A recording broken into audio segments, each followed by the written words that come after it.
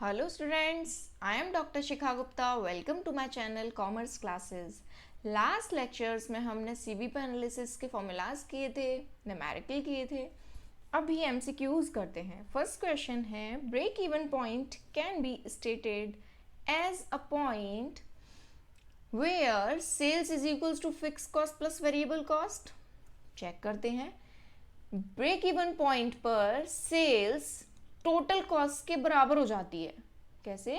Sales total cost को cover कर लेती है, हम उसी पॉइंट को बोल देते हैं ब्रेक इवन पॉइंट आ गया. ये इस पॉइंट पर हमारी सेल ने टोटल कॉस्ट कवर कर ली. अब हमको ना प्रॉफिट हो रहा है ना लॉस हो रहा है. इसके ऊपर हमको प्रॉफिट होने लगेगा, है ना, और इसके नीचे सेल करते हैं तो लॉस होने लगेगा. इसका मतलब टोटल कॉस्ट कवर करते ही ब्रेक इवन पॉइंट आ जाता है. तो sale is equals to total cost होता है ब्रेक इवन पॉइंट पर. तो ये तो बिल्कुल सही है. नेक्स्ट है contribution margin is equals to fix cost. Contribution margin एक इक्वेशन मैंने आपको बताई थी जहां पर हम सेल्स में से माइनस करते हैं वेरिएबल कॉस्ट तो बचता है कंट्रीब्यूशन. कंट्रीब्यूशन या कंट्रीब्यूशन मार्जिन कुछ भी बोल लो. फिर माइनस करते हैं फिक्स कॉस्ट तो बचता है प्रॉफिट या लॉस या जीरो जो कि हो गया बीईपी, है ना, कुछ भी हो सकता है. तो contribution margin is equals to fix cost. वो पॉइंट जहां पर फिक्स कॉस्ट और कंट्रीब्यूशन मार्जिन बिल्कुल बराबर है. मींस मान लीजिए कंट्रीब्यूशन मार्जिन 2 है तो फिक्स कॉस्ट भी 2 है, तो आपका माइनस करके क्या आएगा? Zero. Means BEP, no profit no loss. तो contribution margin is equals to fix cost है, वहां पर बीईपी है. Yes.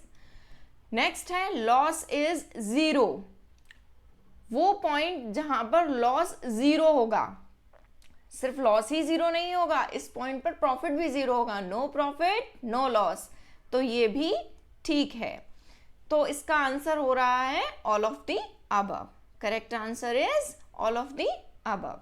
Next is at break even point there is minimum profit, there is maximum profit, there is minimum loss, there is neither profit nor loss. तो इसका ना तो क्योंकि profit ही नहीं है लॉस ही नहीं है तो मिनिमम मैक्सिमम की तो बात ही नहीं आती है. तो इसका ऑप्शन डी करेक्ट है जो है there is neither profit nor loss. Third question है to obtain the BEP in units total fix cost is divided by. Break even point को यूनिट्स में कैलकुलेट करने के लिए इन यूनिट्स कैलकुलेट करने के लिए फॉर्मूला क्या होता है हमारा? एफ अपॉन क्या होता है? या तो होता है S per unit minus V per unit और F upon C per unit. F upon C per unit कुछ भी लिख सकते हैं, ठीक.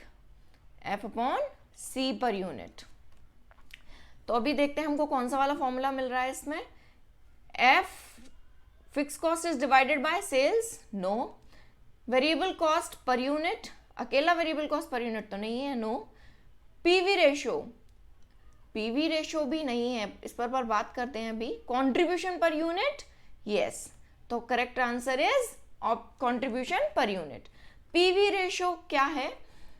Fix cost upon PV ratio BEP का फॉर्मूला है, पर ये हम तब लगाते हैं जब हमको बीईपी इन रुपीस चाहिए. जब हमको बीईपी इन रुपीस चाहिए, ठीक है.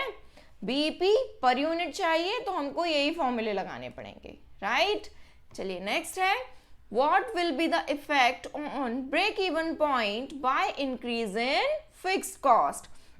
फिक्स कॉस्ट को अगर हम इंक्रीज करते हैं तो ब्रेक इवन पॉइंट पर क्या फर्क पड़ेगा? ऑब्वियसली फिक्स कॉस्ट हम जैसे ही इंक्रीज करेंगे, न्यूमरेटर जैसे ही इंक्रीज करेंगे, हमारा जो आंसर आने वाला है वो इंक्रीज हो जाएगा. तो बीईपी इंक्रीज हो जाएगा. ये तो हुआ फॉर्मूला देखकर हमने सीधे सीधे बता दिया. फिक्स कॉस्ट न्यूमरेटर इंक्रीज किया तो आंसर में आपको ये जो भी है इसको आपको इंक्रीज करना पड़ेगा, ठीक है. अभी करते हैं लॉजिक की बात. फिक्स कॉस्ट जैसे ही आप इंक्रीज करोगे तो सेल को ज्यादा मेहनत करनी पड़ेगी फिक्स कॉस्ट को कवर करने के लिए, तो सेल बढ़ जाएगी ना. बीईपी पॉइंट बढ़ जाएगा जहां पर हमारी fix cost variable cost cover करते हैं, है ना. अभी बताया था ब्रेक इवन पॉइंट पर सेल फिक्स टोटल कॉस्ट को कवर कर लेती है. तो जैसे ही टोटल कॉस्ट में फिक्स कॉस्ट बढ़ी तो टोटल कॉस्ट बढ़ जाएगी, तो सेल को भी बढ़ना पड़ेगा. सेल को बढ़ना पड़ेगा, तो ब्रेक इवन पॉइंट की जो सेल है वो ऑब्वियसली इंक्रीज हो जाएगी, ठीक है। चलिए नेक्स्ट है, अच्छा इसका आंसर ऑप्शंस क्या क्या है, decrease, increase, no effect, can't predict, तो इसका राइट आंसर है इंक्रीज, ठीक। नेक्स्ट है, which of the following is correct CVP equation. CVP equation very simple, S is equals to fixed cost plus variable cost plus profit. Check कर लेते हैं किस में आ रहा है, sales is equals to contribution plus fixed expense plus profit, no. Sales is equals to contribution margin ratio plus fixed expenses plus profit, no. Sales is equals to fixed expenses plus variable expenses plus profit, yes, यही है। Next में दिया हुआ है minus, तो doubt नहीं है, C is the right answer, ठीक। चलिए नेक्स्ट आते हैं, What is the possible outcome of contribution margin is positive? What is the possible outcome if contribution margin is positive? अगर contribution margin positive है, जो भी मैंने इक्वेशन बताई थी, क्या था, sales minus variable cost minus करके आएगा कंट्रीब्यूशन, कंट्रीब्यूशन या कंट्रीब्यूशन मार्जिन कुछ भी बोल लो, माइनस करते हैं फिक्स कॉस्ट, तब आता है हमारा प्रॉफिट या लॉस या बीईपी, है ना। अभी ये क्वेश्चन में हमसे पूछा है, अगर हमको पता है कंट्रीब्यूशन मार्जिन पॉजिटिव है तो पॉसिबल आउटकम क्या हो सकता है। फर्स्ट ऑप्शन दिया है, profit will occur if fixed expenses are greater than contribution margin. Profit होगा अगर फिक्स कॉस्ट, फिक्स एक्सपेंसेस ज्यादा है कंट्रीब्यूशन मार्जिन से। मींस मान लेते हैं कंट्रीब्यूशन मार्जिन 2 है तो फिक्स कॉस्ट मान लेते हैं 3 है, तो क्या हमको प्रॉफिट होगा? नहीं जी, हमको -1 लॉस होगा, है ना। तो ये तो रॉन्ग हो गया। नेक्स्ट है, loss will occur if contribution margin is greater than fix expenses. इसमें उल्टा करके देख लेते हैं, कंट्रीब्यूशन मान लेते हैं 3, फिक्स एक्सपेंसेस क्योंकि कम है तो 2 मान लेते हैं, तो हमको 1 का प्रॉफिट होगा। पर इसने आपको बोल दिया है कि लॉस अकर होगा, तो ये भी गलत हो गया। Profit will occur, contribution margin अगर पॉजिटिव है, क्वेश्चन क्या है, कंट्रीब्यूशन मार्जिन पॉजिटिव है तो पॉसिबल आउटकम क्या हो सकता है। तो कंट्रीब्यूशन मार्जिन पॉजिटिव है तो आप कह सकते हो प्रॉफिट होगा। कैसे कह सकते हो? हम नहीं कह सकते, क्योंकि जब तक हमको फिक्स कॉस्ट नहीं पता, हमको चलिए मान लेते हैं कंट्रीब्यूशन मार्जिन हमको पता है 2 है, पर हमको ये नहीं मालूम फिक्स कॉस्ट 3 है, 4 है, 2 है, 1 है, क्या है। तो हम ये प्रिडिक्ट नहीं कर सकते कि फिक्स कॉस्ट माइनस करने के बाद हमको प्रॉफिट होगा या लॉस होगा। तो correct answer is D, both profit and loss are possible, ठीक। चलिए नेक्स्ट है, which of the following statement is not true? Not true. Options देखते हैं, fixed cost vary on per unit basis but remain the same in total as the level of activity changes. मैंने आपको बताया था, मेरे last lectures में बताया था, अच्छे से समझाया था एग्जांपल देके कि fixed cost per unit change होती है, वेरी करती है, पर ओवरऑल में टोटल में फिक्स कॉस्ट चेंज नहीं होती। और इसका ऑपोजिट वेरिएबल कॉस्ट में, variable cost per unit same रहती है, पर ओवरऑल या टोटल का हो तो चेंज हो जाती है। चलिए इसे अभी भी एक एग्जांपल से समझते हैं। फिक्स कॉस्ट आपको दी हुई है 100 रुपीज, मान लेते हैं हमारे एक फैक्ट्री का रेंट है 100 रुपीज, ठीक। यहां लेते हैं यूनिट्स प्रोड्यूस्ड, यहां लेते हैं पर यूनिट फिक्स कॉस्ट, और यहां लिख लेते हैं टोटल फिक्स कॉस्ट, ठीक। यूनिट प्रोड्यूस अपन मान लेते हैं कि 50 की है, यूनिट प्रोड्यूस्ड 50 की, तो अभी पर यूनिट फिक्स कॉस्ट कितनी हुई? 100 रुपी रूम रेंट है, 50 यूनिट्स हमने प्रोड्यूस की हैं, तो पर यूनिट जब हम डिवाइड करेंगे तो पर यूनिट क्या आएगा? 2 रुपीज पर यूनिट। तो 2 rupees per unit fix cost हुई, पर टोटल जब हम फिक्स कॉस्ट देंगे तो हम रूम का रेंट 100 ही देंगे, है ना। अभी मान लेते हैं हम 100 यूनिट प्रोड्यूस कर रहे हैं, 100 यूनिट प्रोड्यूस करेंगे, तो अब इस फिक्स कॉस्ट को बियर करने के लिए 100 यूनिट्स हैं, तो पर यूनिट फिक्स कॉस्ट कितनी हो गई 1 डिवाइड करके, पर टोटल फिक्स कॉस्ट अभी भी 100 है क्योंकि हमें रूम रेंट तो 100 ही देना है, फिक्स है। अभी मानते हैं 200 हमने यूनिट प्रोड्यूस की, तो पर यूनिट कितनी हो गई डिवाइड करके 0.5, पर रेंट अभी भी 100 है। ठीक है, एक बार और पढ़ते हैं इस ऑप्शन को। Fixed cost vary on per unit basis, fix cost vary on per unit basis, per unit पे वेरी कर रही है ना, but remain the same in total, पर टोटल में सेम है। सही है ये बात तो। As the level of activity changes, जैसे ही हम प्रोडक्शन चेंज कर रहे हैं पर यूनिट चेंज हो रही है पर टोटल में सेम है, तो ये आंसर हमारा, ये ऑप्शन बिल्कुल ठीक है। नेक्स्ट है variable cost vary in total in direct proportion to changes in the level of activity. इससे भी एक एग्जांपल से समझते हैं। मान लेते हैं वेरिएबल कॉस्ट है हमारी 3 रुपीज पर यूनिट।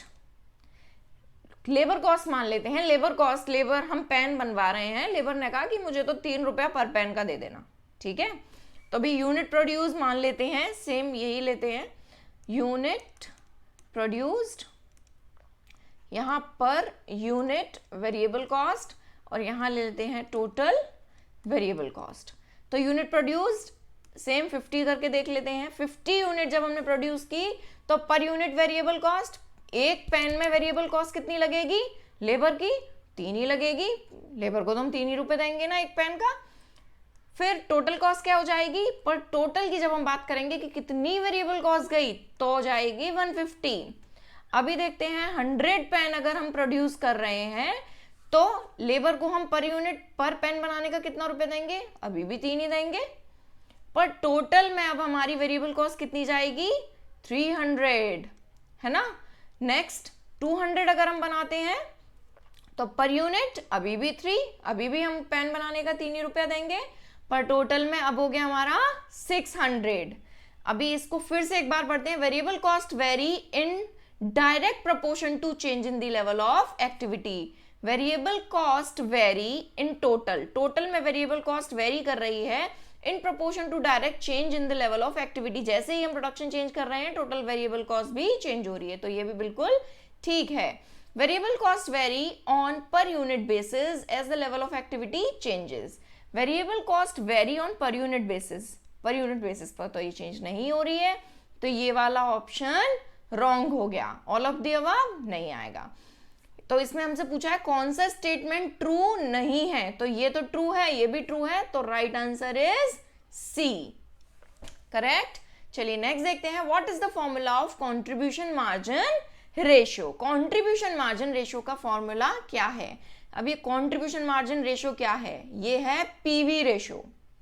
जो पीवी रेशियो है वही कंट्रीब्यूशन मार्जिन रेशियो है, और पीवी रेशियो का फॉर्मूला क्या है, पीवी रेशियो का फॉर्मूला है S minus V upon S into 100। S minus V को हम C भी बोल सकते हैं, ठीक है। तो देखते हैं क्या मैच हो रहा है। Sales upon contribution margin into 100, ये है तो ठीक पर ये उल्टा कर दिया है तो ये गलत हो गया। Contribution margin upon variable cost, no. Contribution margin upon fixed, no. Contribution margin upon sales into 100, correct. तो right answer is D, contribution margin upon sales into 100. Next is margin of safety is equals to margin of safety क्या है। margin of safety वैसे क्या है, margin of safety है break even point के हम ऊपर जितनी भी सेल कर रहे हैं वो हमारी margin of safety है। margin of safety का फॉर्मूला क्या होता है, total actual sale, total actual sales minus BEP sale। इसका मतलब क्या हुआ, सेल के ऊपर, बीईपी सेल के ऊपर हमने जितनी भी सेल की वो हमारा क्या है, मार्जिन ऑफ सेफ्टी। ऑप्शंस देखते हैं, sales over break even point, right, पहला ही ऑप्शन ठीक है। बाकी पढ़ के देख लेते हैं, total cost over break even point, no. Sales over total cost, no. Contribution margin over fix cost, no, ठीक है।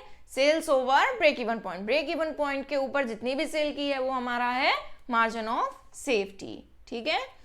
Next, if the contribution margin is 30,000, the total variable cost is rupees 20,000, then the revenue, total revenue will be, contribution margin दिया है, variable cost दी है, revenue पूछा है, simple. Contribution margin का क्या formula होगा, C is equals to S minus V। आपको इसमें कंट्रीब्यूशन दिया है 30,000, S निकालना है, V आपको दिया है 20,000, simple S is equals to 50,000। ठीक, next calculate break even point in units. Break even point in units का फॉर्मूला क्या होता है, इन यूनिट्स का फॉर्मूला क्या होता है, F अपॉन S पर यूनिट माइनस V पर यूनिट। तो आपको यहां पर F दिया है 40,000 और S दिया है 15, V दिया है 5, आपका आ जाएगा 4,000 यूनिट्स। ठीक है, नेक्स्ट है calculate contribution margin on the basis of following information. Contribution margin calculate करना है।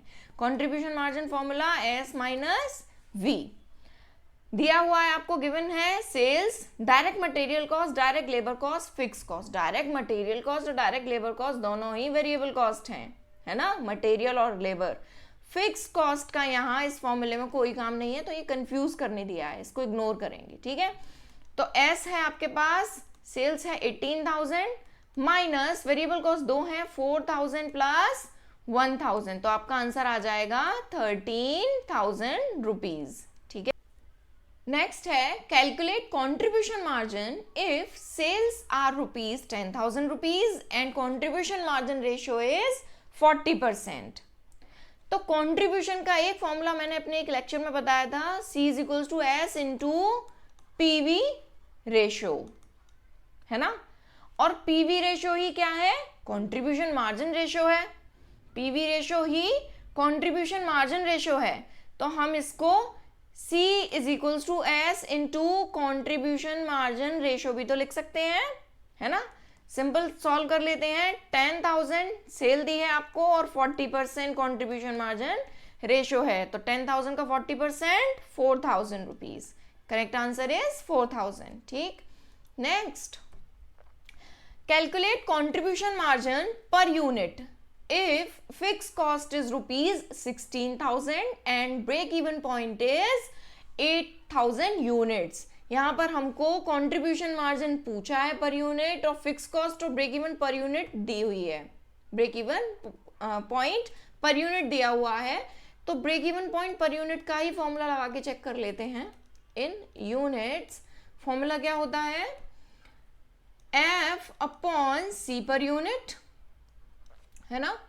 तो ब्रेक इवन पॉइंट आपको पर यूनिट दिया हुआ है 8,000 यूनिट्स, F आपको दिया हुआ है फिक्स कॉस्ट 16,000 और C पर यूनिट आपसे पूछा है, तो C पर यूनिट डिवाइड कर दोगे क्या आ जाएगा, ₹2 पर यूनिट, है ना।